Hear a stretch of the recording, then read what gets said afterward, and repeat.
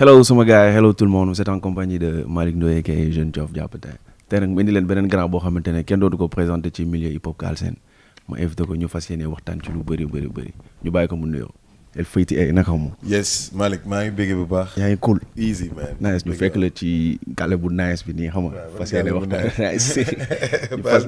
ñu fas yéene waxtaan ci lu bëri. tey nag dama bëgg nga ñëwaat tuuti ci parcours bi pour ñu lay seetaan quoi ak li nga jot a def ba fii nii.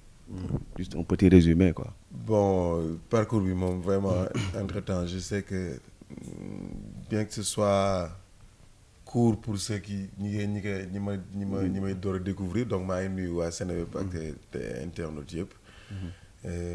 Mais c'est quand même rempli d'intérêt. Ouais, parce que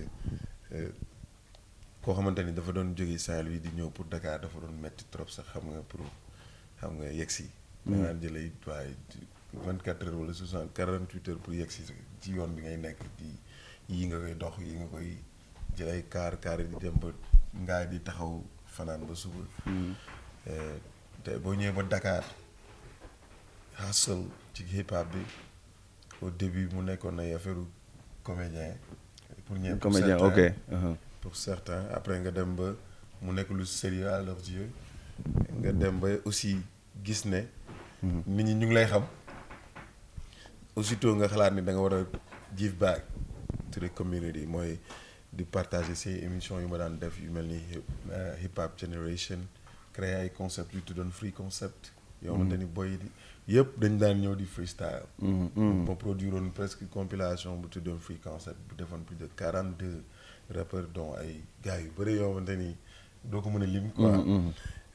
nga jóge ci télé bi ubbi 2S ma dem ubbi fi yóbbu fa concept bi mu nekk hip hop feeling tey. hip hop feeling aussi nekk émission bu télé bi adapté mu nekk lu xamante ni da ngay gis ni nit ñi évolué nañ ci booy yu bëri feeñ nañ ci. ainsi de suite tey su ma demee ba gis ne bu weesoo ñooyu noonu innovation bi nekk si fit gi tax nga xam ne nga tukki dem découvrir xam ne lii mooy beneen yoon bu ñu war a jaar nga def ko tamit. Je pense que c'est beaucoup d'intérêt pour le hip-hop sénégalais. ñëw partager avec ses frères ba mu toog une génération di ko suivre léegi quoi. Même bu fekkee c'était difficile avec la génération que j'avais ñu ma nekk ku ma seqaloon. Parce que cette même génération pour ñu nangul la day jafe. Mais cette génération d'aujourd'hui l'a compris encore mieux et c'est tant mieux pour eux. Et donc bu ñu demee ba gis ni loolu yëpp nag mu ngi tegu. tey man pour man taxawaay bi mu war a taxaw mooy bien que je suis artiste je suis reste passionné et j'ai fait ma carrière mais aussi damay lift up damay continuer si même vague bi mooy joxe loxo donc je pense que j'ai un peu résumé un peu sa parcours ok ma ñëw ci difficulté yi nga xamante ne moom nga jot a jànkonteel ci say début nga jël si quelques yi la gën a marqué rek. Donc jógee Saint-Louis nekkoon si kër gu xaw bu modeste ba pare calme correct quoi donc nga jël yow benn yoon boo xamante ni vraiment kenn comprendre ko au départ.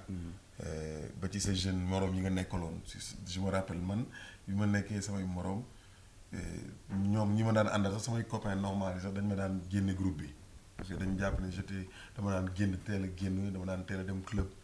te ñoom yooyu nekkuloon si seen ay affaire quoi. donc dañ may réunion rapidement génn ma donc noonu laa am difficulté bi laa am si mbedd mi loolu laa amoon suñu kër. et donc man benn affaire laa gisoon mooy dem feneen donc temps yooyu nag train moo amoon donc j'ai pris le train. ñëw Dakar bàyyi ba naaj bi jot ma figee bi ma ñëwee ba fii dama dem sama kër maam HLM 5 fa laa njëkk dal. bi ma demee suñu waa kër ñëw di ma jël si waat sama tonton. boo gisee si biir sama morceau bi waat ko ak CBV maa ngi siy wax ne sama oncle nga xamante ni sonal ma 8 ba bu ma bëggul sax dem douche mu ne ma di nga oncle. et donc juste pour dire que c'est loolu benn jaar-jaar la bu jafe woon parce que am nañ ay artistes yu bëri am dañuy juddu seen parents yi. nangul waaw mais en fait nan nga def ba yan difficulté parce que yow yaa ngi jógee ba Saint-Louis ñëw ba biir Dakar imposé wu ba tey sa tour génn Sénégal. genre nan nga def ba imposé wu quoi. mooy tout le temps parce que tamit ñu bëri dañuy nelaw ci benn côté mooy bu ñu xoolee hip hop bi ni mu demee. ñun on a fait ce qu'il fallait faire li ñu fi fekk loolu lañ doon def. bi Rapadio ñëwee fekk nañu ñun ñu pare ci hardcore nekk ñu taxaw. dañu mën a rap. mën nañu rap mën nañu bind bi suñu groupe di génn CBV mooy benn groupe bu doon ëpp concept ci rap sénégalais. ok comprendre nga donc bokkul ak dara loo xamante ni moo am ci mouvement hip hop bi moom. et donc on faisait tout avec beaucoup de différence. donc man innovation. dafa nekk loolu dama ko mës a gëm ci hip hop te loolu mooy différence mooy def. mooy tax tu es facilement remarqué. ok léegi ñu ñëw ci recul parce que yaa am boobu temps gisatuñ la ci game bi da nga demoon voyage et tout mën nañ xam la moo waraloon recul bi. bon pourtant amul recul nag bon après da nga naan rek xam nga gars yi li nekk seen kanam rek la ñuy bëgg a gis mais j'ai sorti entre temps depuis sama album ngénte li album bi maa ngi ko tuddee woon nu mu tuddati Ikra. ak léegi génne naa presque 3 projets. génne naa benn projet bu ma tuddee woon Mr International. mu produire ko di dédié ko Pakoti. dem si yàlla na ko yàlla yërëm. bi mu ci jógee j'ai produit une autre benn EP. boo xamante ni maa ngi ko def ak benn boy américain Big Cam. yëpp nag am na clip te ñëw naa fii voyage même bu dee voyage yu gàtt la dem naa yóbbu ko si télé yi teg ko Big Cam United maa ngi def naa benn son benn compil ak moom bu ma génne mu disponible sur iTunes sur tout ça. après en 2018 j'ai sorti beneen EP bu ma tuddee Modern Journeyman boo xamante ni si laa def clip bu ma def sama doom Fat Kiné. mu ngi tudd FKG clip boobu mais clip bu nice mais tamit ñëw naa andi ko.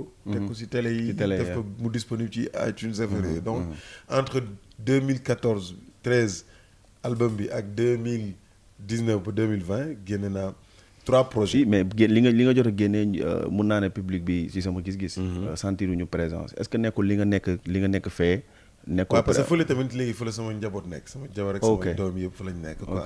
et donc j'étais obligé ba pare en plus fii tu avais envie d'explorer d'autres univers parce que doo nekk ci benn dëkk bu am 16 millions d'habitants. dont 5 millions ñoo ci consommer dara. ñu téye ko rek bu ko jox riir bu dul jeex alors que par rapport à la demande du monde boo ubbee sa bët di nga xam ne li ngay toj fii bokk la li ngay ok léegi dem nga ñëw nga léegi yow instant bi ban position nga jàppee sa bopp ci game bi instant bi mais man wutuma si position en fait je suis en train de faire ma passion et donc loo xamante ni moom laa bëgg te tout à l'heure maa ngi wax léegi sama benn copain ma ne ko bi ñu commencé di wut position si hip hop bi ak trône ñu ngi koy yàq non man naa ñëw si loolu parce que en fait New York rek dafa bëri woon ay king. yeah from Brooklyn to Queens from Queens to Bronx from Bronx to Harlem. lépp dafa amoon ay king ñëpp ay king la ñu woon. ay king maanaam pour musique mën a dox il faut que mu am ay ambassadeurs yu bëri ci biir réew mi. donc foofu la ñu war a xoolee ba ñu dugg ci individualisme yooyu quoi dañu war a dañu war a jël ñëpp def leen king. léegi yow lan nga gis kon li booy xewal temps yi nii. moom laa lay wax king dafa bëri démarche yoo xamante ni ndeysaan Sénégal li ni mu dalee rab bi la dalee mbalax bi donc. waaw temps yi moom mbalax bi yëngu na tamit.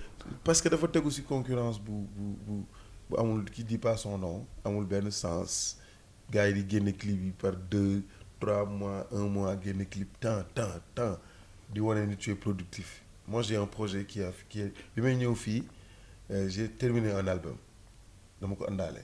j'ai fait une vidéo nii bu ñu toogee mën naa la tegal léegi ci télé bi clip yu pare. ñoo mënte ne pour man la. donc le truc c'est une question de carrière su fekkee loo bëgg la. njëkkante woo kenn tu n'as que des raisons à rendre sa bopp ak seen ñi la bëgg. c'est simple aussi simple. maintenant li nga mën nga ko ba pare. donc dëkk bu mel ni Sénégal nga xamante ni baromètre yi. même public bi la ñëpp di waxal. ba preuve boo yàggee taxaw ay concert rap di nga xam ne groupe yu bëri ñooy jàll te même nit yi ñuy yuuxuwaat di rabaat loolu moom dëgg la moom. waaw di rabaat même rap yi donc Sénégal du dëkk booy nattante sa bopp natt sa bopp di wax ne yow ponkal. yow lan ngay wax booy yi tey. booy nañu lii laay conseil bi gën a profond bi may wax man mooy booy nañ gëm ne Sénégal dëkk bu ndaw la woon bu leen may ñu ubbeeku. ñu yeewu. fi lañ jàngee raam. mais pour ñu dox daw. na nga xam ni àdduna leen di xaar te loolu pour ce faire. il faut que ñu banaliser li ñuy dund nii ci succès. il faut que ñu banaliser ko laa la wax. banaliser ko waaw pour viser beaucoup dara. waaw te loolu aux yeux des Sénégalais wala des chroniqueurs wala ñi koy toog fan si yeeg yëpp nag leen da nga koy banaliser. te loolu tolluwaay la en fait expérience la. fi may waxee parce que man bët bi may xoolee sama jeune génération bi mooy musique yi dox ci yeneen région yeneen sous-région bi. ñoom dañ ko artistes yi ñoo ko gàddu yóbbu. mais artistes yooyu ku ci juddoowul ci dëkk tubaab yi bu ñu fi màggee rek toppatoo nga sa bopp pour dagg frontière yi. dañuy tukki te tukki yi booy dañuy dem seen yoon mais fii da ngay xool Sénégal ba tey. ñi tukki ñëpp artistes yi fi nekk di tegu yëpp ku ci tukki 15 jours wala de 1 mois visa la jox nga dem ñëwaat. c'est-à-dire amoo temps pour sax toog bay dal bay représenter ce pays. ndax ñibbisi day jotaat. donc pour porter un projet pour porter le drapeau du Sénégal au-delà des frontières nañu jël ñoom ñëpp seen bopp ñu def benn dénominateur commun mooy le hip-hop sénégalais et de ce fait dinañ mën a wax ak les autorités xamal leen ni ñun on est des ambassadeurs ñoom ñii sont des ambassadeurs ils doivent représenter les pays au-delà. dañu war a di tukki. et pour ça. booy nan lañ mën a def ba exporter musique bi nii. bon d'abord il faut dire que xam nga li PBS daara ji ñoom possibilité yi ñu amoon mooy même période bi Youssou Ndour Omar Pène Baba Maal tubaab yi doon ñëw di leen jël si fii. xoolal li mu demee c'est-à-dire maison disque yi ñoo daan ñëw di leen jël si fii.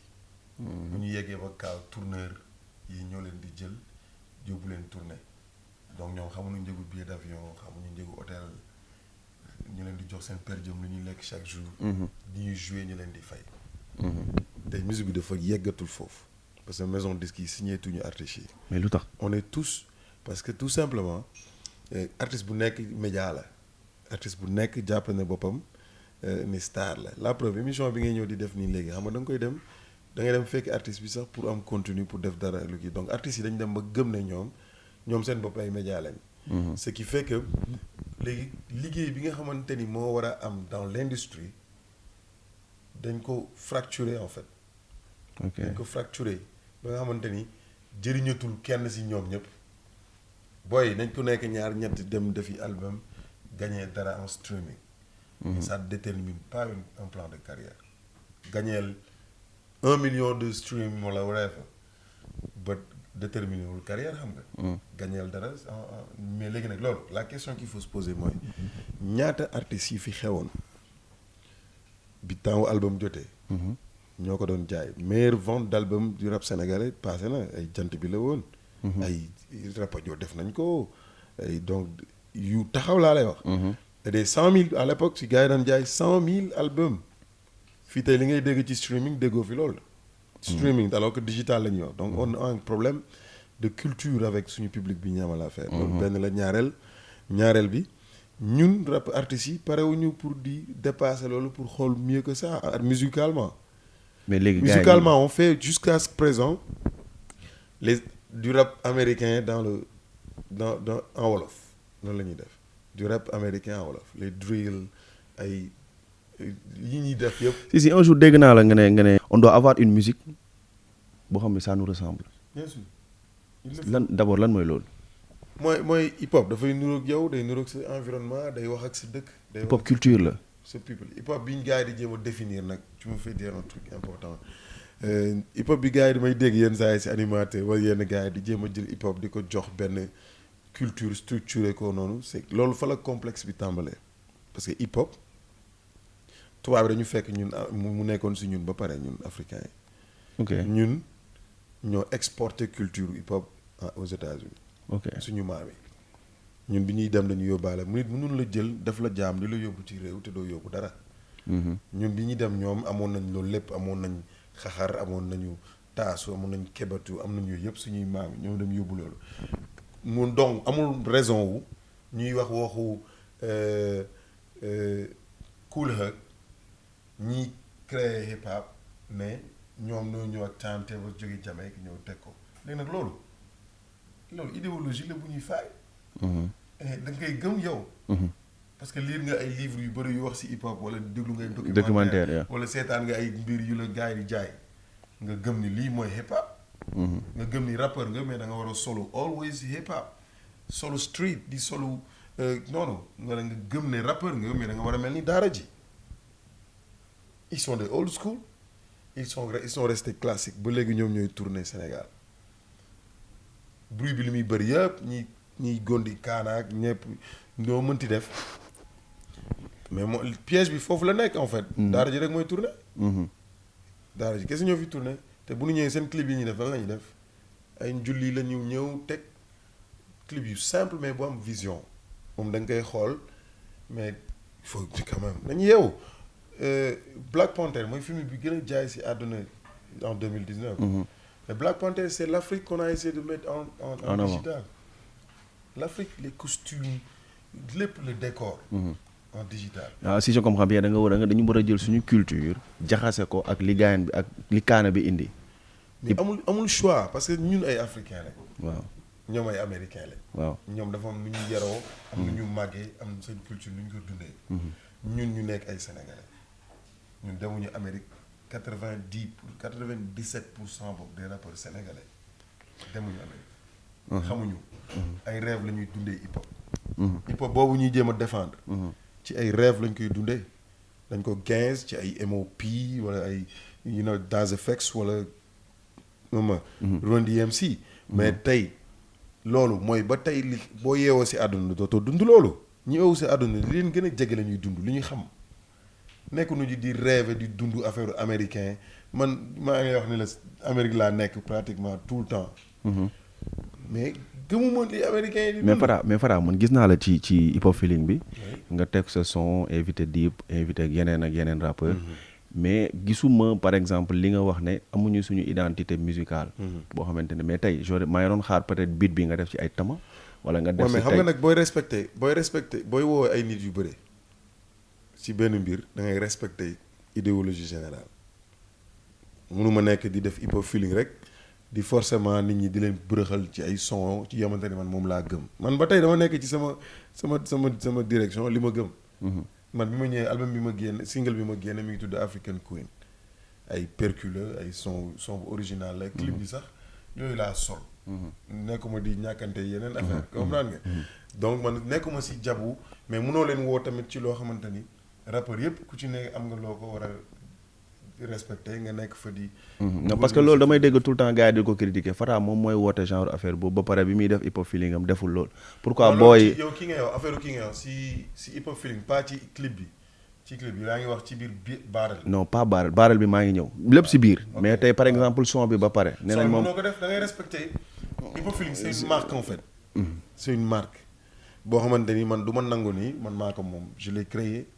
mais au nom du hip hop sénégalais. mais tey yow am nga pouvoir changer les choses boo ñëwee nga ne sama idéologie lii la nañu war a ut benn identité pourquoi commencer woo ko foofu. non mooy li ma la xam nga hip hop feeling existé na bien avant. si. mais parallèlement j'ai toujours su distinguer man par respect laa lay wax de. looloo ko waral waaw ok. loolu je pense pas que nit dina mën na ma si. léegi si boy yi nag. loolu nit mënu ma si critiquer man li ma mën a gëm mooy da nga war a respecter sax artiste bu nekk ak li muy def. ça je respecte d'ailleurs problème mu rappeurs yi ñoom loolu la moom bañ a respecté man li may def. li ngay def waaw.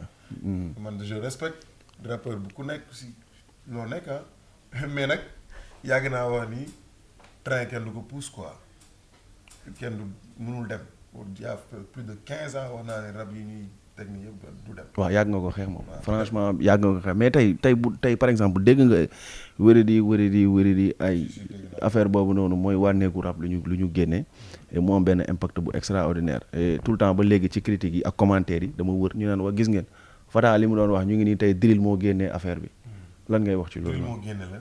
moo génnee tey ba ñu ne Sénégal nekkati am na rap quoi parce que tey après bi mu génnee gis nañ des artistes internationaux yu ko partagé. ñooñu ñooy ñaan yaa Bouba yaa kii Black xam lan. Black M. ñoom ñooy ñaan pour redéfinir ñun suñu hip hop lan ñooy ñan ba war a wane suñu identité ils sont qui ñoom ban niveau la ñu jox suñu hip hop ban du benn couplet boy bi bien que nice na que moom moo tax rap sénégalais il y a des gens qui ont travaillé dans les fondamentaux du hip hop sénégalais il faut pas que animateurs yi xew tey wala rappeurs yi xew tey du ñu nangu gis taxawaay bi PBS ak Daara J ak ñooñu def ci hip hop sénégalais te boobu ba léegi ñooñu ñoo tourné mais ñooñu ñoo génn ci àdduna bi ñooñu ñoo dem signer ay maison de disques yoo xamante ni dans l'histoire du hip hop africain mosul am je suis pas l'avocat du diable. mais c'est des choses concrètes. il faut qu'ils yu booy defagul. xaaju ñu ko def balaa yow rab bu feeñ mooy ñi ko yóbbu woon doon toog atul lëmb du ñu toog du ñëw Sénégal atul lëmb di tourner wër àdduna bi ñëwaat toog fii 1 an lëmb mais ñooñu la ñuy wax mais comment ça ñi ñoo ko war a def ñi ñoo ko créé non ils n'ont rien créé ils n'ont pas du ñuy ñooy jox ñooñu ngay wax ne ay Black M ay Booba ay poulain wu PBS la ay Khan ay poulain wu de PBS la parce que bi ñooñu di xew ñeekee xewagul. loolu boo ko waxee nii dina choquer ñu bëri. ah mais c'est ça donc du couple booy tey wala ñaar ñett ñu yëgal hip hop. ok léegi dama ne mbalax tey bi nga ni ma Wally il fait de belles choses. mais moom xam na ni wax na ko ci télé bi wax na ni yeggagul mënagul bëgg na Grammy alors que Grammy am nañ ko ba pare. yàgg naa dégg Baaba Maal Youssou Ndour am nañ Grammy. temps yi tendance la drill bi tendance la tu penses que ne mu sénégalais mën nañu am dara. bi loolu amee morceau bi mu amee génn dafa am ñaari booyam rek ñu ngi bokkoon ci compétition hip hop feeling. mu nekk Sorry L'Officer ak Khalil.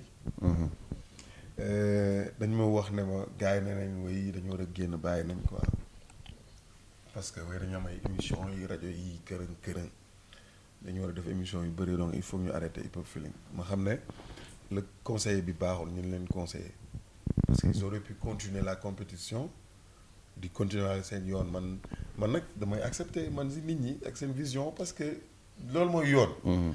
mais man li bi expérience bi ma am si hip hop dara du ma fi dara tiitalu ma dara jaaxalu ma parce que dama ko mbapat. game bi. kuy toog guddi di jot ngay xalaat ne Fata fake la wala he's unreal for some reason wala nga xalaat ne Fata yow gën nga ko gangster for some shit.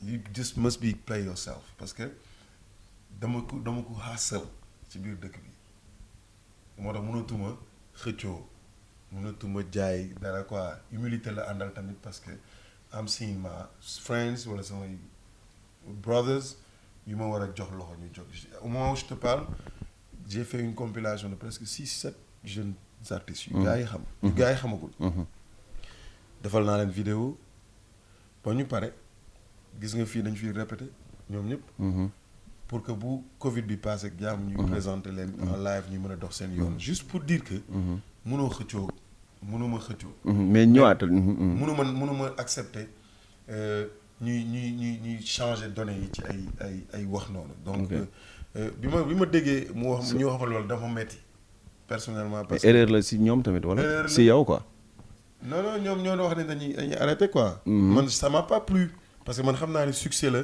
mais day jàll ok day jàll parce que succès yi la ñu war a bàyyi morceaux yi ñuy jël pour di ci rek lay compte benn moment la ñu war a bàyyi du musique yi ñuy jël par benn di ko dakkat rapidement parce que wax nga ma dara ma bindaat ko rapidement noonu la ñu war a bàyyi il faut penser à la carrière. d'accord gars yi comme ni ñuy waxee temps yi ok tendance la aussi mooy gars yi di ñu waxee rap mbalax comme ni ko gars yi di laajee rap mbalax yow bokk nga si ñi nga xamante ne ñoo ko initié fii nii yow daal lañ ko attribué te tey gis nga am na ay boy yoo xamante ne ñu ngi koy def est-ce qu'ils le font bien ces boy là. bon man je dis que c'est du ma ni man maa ko créé mais xawoon na fi. mais maa ko dëggal. yaa ko dëggal yaa waaw maa ci rof sabar yi. waaw loolu dëgg la quoi. da ngay gis yenn saa da ngay gis Sénégal dañu nar a guddee ci musique fii. dañ dul nangulante xam nga dañ dul nangulante te man sama morom yi ñoo c'est que nii la le schéma en fait du hip hop sénégalais pour ceux qui ne connaissent pas surtout génération bi bees bi. Rapadio bi ñu ñëwee dañu teggi daara ji jant bi ñoom ñëpp pour ci ay musique bu bon nee nañ ñoom man ma teggi leen. man ma teggi Rapadio. ci ñàkk respecté li daara ji jant bi def schéma bi lii la. ñi Rapadio àndaale woon ñëpp ci ay fans ak ñi leen doon suivre moo waral ñooñu ñoom ba tey ñoo ma topp man ci wax bi ñuy wax noonu si hip hop. ok donc le rap sénégalais à l'initial mooy li fi PBS ak daara ji moom mooy musique bu baax bon bi Rapadio bi mu ñëwee dafa andi benn touche bu bien mais aussi communication bu bonne. parce que moo yóbbu rappeurs yi sénégalais yi ñoom ba jël affaire bi jamu ci ba foog ne musique xeex kese la quoi ak defante quoi. de ce fait man bi ma ñëwee. dama régler loolu ak benn morceau. jóge ci nag def sama musique lu ma ko bëggee. ok loolu la ma nit ñi la ma yenn descendant wu Rapadio yi. mënut a baal. te jéggaluwuma ko. parce que musique laay def. yaa ngi ci ba léegi. parce que musique laay def. ok musique laay def te loolu laa wax ci morceau boobu moo def noonu loolu laa wax dama bëgg wane ne dama leen wax ne dañu war a bàyyi nit ñi ñu def lu ñu sentir ci hip hop. ok parce que musique hip hop amul yooyu ñuy wax moo taxawul. j'ai appris il y a pas longtemps kenn ku naan woy sabar yi dañ ko war a dugal bu dee benn mbir bu dee boisson la da ngay bu nga bëgg naan sàngara da nga ciy def tuuti bu dee bisaab nga yor quoi da nga war a def tuuti sàngara pour xool pour mu saf ko wala bu fekkee daf ci saf trop c'est parce que yow sàngara nga bëgg naan what the hell is that it's music musique boo koy expliquer théoriquement mooy mënoo musique da nga koy def ba pare door koy comprendre c'est ça un initiateur. mais parce que nee nañ dañuy day dénaturaliser. ñoom loolu ay waxu complexe la. mais tama bi bu ëppee est-ce que du doon mbalax. waaw déggoo ma dama ne la waxu complexe la gis nga hip hop. hip hop. musique à 4 temps la. fa la yem. musique en général. loo mënti andi comme rythme. bool ay bool. nga tëggee ko ku takk ku takk it's hip hop li nga ciy wax. moo ci gën a am solo soo demoon jël ay tama nga tëggee ko ci beat à 4 temps muy rouler nga rap ci it's hip hop lu tax ñu war a am complexe su ne li African Bambaataa andi moom rek mooy hip hop pour lan te man ma toog ak ay kilifa yu mag ci musique bi ñu ne la écoute hip hop bi ngeen war a def africain yi bi ngeen war a def seen percussion yi la ay Philippe Riquel ñoo xamante ni dañu xam musique ci àdduna bi musique laa lay wax de manière générale. man su ma toogee ak américains yi c'est le débat que je te tiens là que je leur tiens mais c'est dommage que ça ne passe pas avec ma génération. mais ta génération sénégalais yi ma sama moroom yi ma ko séqal ñoom ñëpp ku ñu ci ëpp philosophie bi ma doon am dañ doon dem ba duñu sax bëgg affiché wu ak yow en tant que rappeur mais c'est la honte parce que gënuñu la gangster bu dee bind léegi ay la 18 bars wala moo xam 800 bars tey suba mu nelawee bu ma yeewoo mun naa la bindal 150 mesures. wallahi lazim laay waat. billahi wallahi. fii li fi nekk ci studio bi ñu ci bëri sama gars dañuy jommi si ni may bindee ni mu gaawee sax te bu bind bu rafet nag bu conscious. kon nekkuñu ci concurrence wu ku mën rap ak ku mën rabu gangster. drill bii booy di def mais li ci gën a intelligent mooy c'est des rythmes que sénégalais. waaw gis nañ ne mook tama bi ça va gis nañ ne mook tama bi day ànd parce que gis nañ fi benn booy Samba Peuzzi génnee na. c'est que nañu bàyyi complexe bi booy ci bëri nag di ko def comme américains yi ils n'ont rien compris c'est des trucs sénégalais africains ay drill tubaab yi ñoo koy jël américains yi ñooy jël affaire yi di ko tourner waat pop smoke rek lañ ciy topp di wax naan wéy parce que moo ko créé génn na àdduna. mais dafa exister sa kër sa koñ quoi sa town you feel me. mais est-ce que booy nañ koy defee noonu la. mais mooy li wax c'est-à-dire leen mooy wax bi dañ koy def noo xamante ni du lyrics yi bu ñëwee day nuroog américain bi wax bi bu ñëwee pratiquement mu nuroog waxu américain bi ci biir wax bi contenu bi.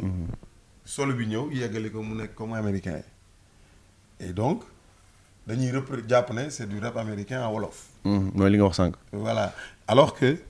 un daara ji. il te fait des albums ki sama album boog bii di ñëw. bu weesoo sax ngénte li dama lay si defal ay drill yoo xamante ni da nga koy sentir carrément un truc africain. ay dagaj ay affaire xam nga rythme yi ay dagaj xam nga dagaj. pourtant dagaj boo ko waxee rappeur nii day foog ne affaire góor jigéen wala fecckatu kii ñoo koy def c'est que dañu bëgg njàng-njàngul nag sama mbokk yi. dañu am complexe bu sori quoi. affaire on parle que de rythme tu parles de hip hop moi je te dis sabar wala ma wax la ne la dagaj c'est un rythme je parle de rythme. rythme yaa. tu vois. léegi boo waxee rythme boo ko waxee noonu dagaj rapport bi danaa am na complexe bi da lay wax ni la yëfu saar la wala yëfu góor jigéen. yes sir yes sir. alors que je te parle rythme moom la américain bi di def ci drill. c'est les rythmes similaires en fait. Il y a que les instruments wala les sonorités qui diffère. ok léegi complexe boobu dafa sori moom la léegi ngay gis booy yu bëri toog ci télé bi di ko débattre comme si ñoom ñoo comprendre comme si ñoom ñoo maîtriser affaire bi quoi comme si ñoom daal ñoom maîtriser li mais buñ ko maîtriser nañ dem jaayante ko kaane yi bopp. ok nañ ko jaayante kaane yi. mais booy ñu ngi koy def yow la yoon ban satisfaction nga si am. man je trouve que il y en a qui le font très bien. mais dafa dañ dul ñëw ci concept bi yëpp sénégalais loolu laa bëgg a wax. kon gisagoo ba léegi loolu doy. on risque de faire encore 10 ans pour retourner waat comme les Américains maanaam di nga brand new ci game bi di nga bàcc ci game bi mais ce sera pour un air bien déterminé parce que c'est moroom génération bi yëpp ñi nga nekkal ñëpp dañu war a defandoo benn mbir pour mu jóg musique courant moo koy yëkkati ci dëkk boo mënti dem maanaam un ensemble de jeunes yu defandoo la même chose mooy doxal musique. tay drill la de. waaw drill laa lay wax ne la mën na nekk drill nga tuddee ko drill mais mu am sonorité africaine boo xamante ni it's like drill the same way it sounds te yow doo ko tuddee drill te bu boobaa ñëpp di ko defandoo c'est que si génération booy yi ma gis nii. dafa amul woon ku mel ni man quoi. amul ku mel ni man ku ko doon fight pour musique bi yëpp nekk benn mais bu couché ci tàmbali tamit day metti parce que ku nekk yaa ngi toog sa trône booy ku nekk yaa ngi nekk star. bëggoo def ak kenn features mu ngi nekk bàyyi média yi yóbbu ko ci ay defante kese alors que gis nga c'est au détriment du hip hop. ok wallaahi lazim. mais ni mu tasee nii ku nekk di booy man c'est mes jeunes frères ñoom ñëpp samay xarit lañ. mais c'est désolant c'est au détriment du hip hop. lan ngay wax lan nga leen wax chroniqueurs yi ñoo ci régler seen compte public bi mais c'est au détriment du hip hop de manière générale c'est triste.